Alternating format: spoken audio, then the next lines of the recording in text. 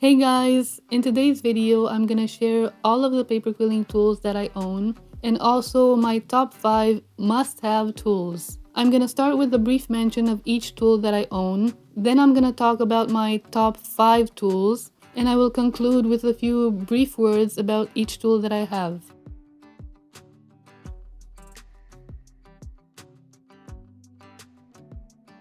Quilling crimper, quilling slotted tools, scissors, tweezers, metal ruler pencil cutter, plastic lid, glue, cork board and pins, embossing tool, paintbrush, quilling comb, quilling circle ruler, husking board, quilling dome ruler.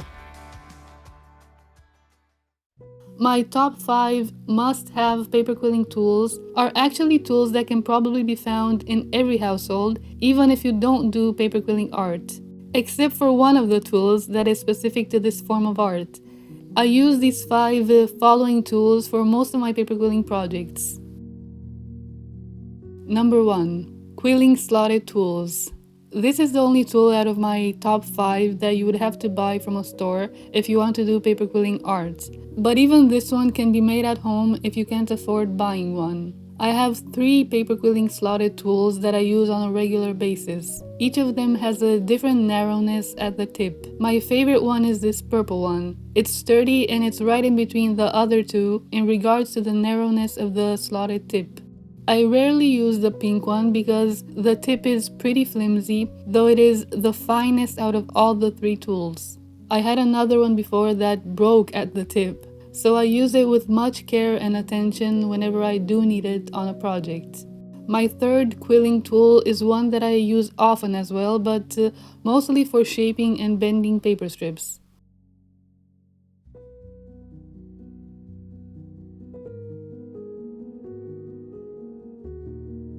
Number 2. Scissors. Every one of us has a pair of scissors in our home. I like to have a couple of them when I work, and these are my most used ones. I especially like that they are smaller and I can cut fine details with them. Number 3. Tweezers. Again, this is another tool that you will surely find in your home. This tool is very important to me as it helps me pick up all the little paper strips and quilling elements and then glue them to my desired surface. It's easier to have a grip on things with the tweezers tool. Number 4. Glue. This is another tool, or rather supply, that can be found in mostly any home. I use 2 types of glue bottles. One has a narrow tip, which is very helpful so that I can easily control the glue that comes out. The other one has an even finer tip, which is so efficient for finer details.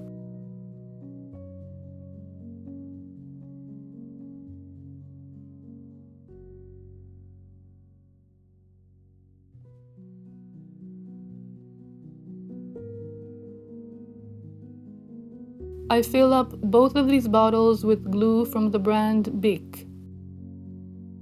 Number 5. Plastic lid. I saved this lid from a tube of Pringles chips. I washed it and I'm using it to put glue on it when I work. When the glue dries, I just peel it off and then I use the lid again. This, again, is a practical tool that you can find in your home. Okay, now I'm gonna briefly talk about the other tools I own, which I have purchased over the years.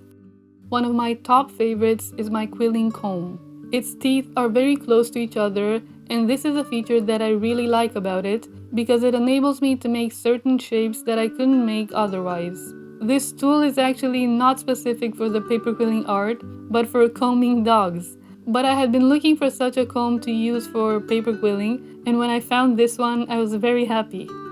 The quilling crimper is another tool that I use every now and then to curl my paper strips and give a unique look to a certain design that I'm working on.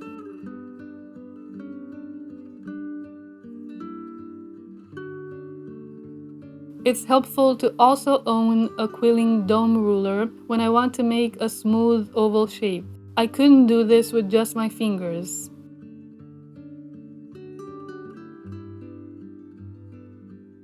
The Quilling circle ruler is another tool that I like to use, especially when I'm working on paper quilling elements that all need to have the same size.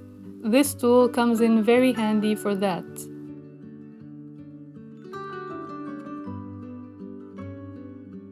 I often use a metal ruler, a pencil, a cutter, and a cutting mat in order to cut different sizes of paper strips or to cut the base cards on which I glue my paper quilling art. A paintbrush is another must-have among my tools. I use it either to brush off dust particles after I finish making my art, or to remove glue smudges along with a little bit of water. I just now found out that this is called a cork board. I recently bought this board because I had been really wanting one for a while, but could never find one. This can be used for different projects together with the pins to pin down your quilling elements together in order to make them stick to each other firmly. I used to use a foam board before buying the cork board. I haven't had the chance to use my new board for any quilling projects yet, but I'm looking forward to using it.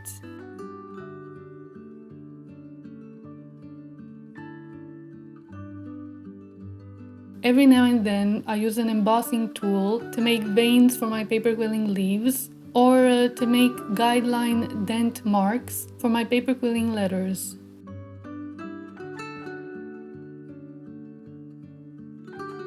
And the last tool is the husking board. I use this tool very rarely. This is a tool that I bought several years ago, probably because I saw it being used by other people on the internet, and I thought I could use it to make my own fun art. But to be honest, I have only used it a few times. Hopefully one day it will be more useful.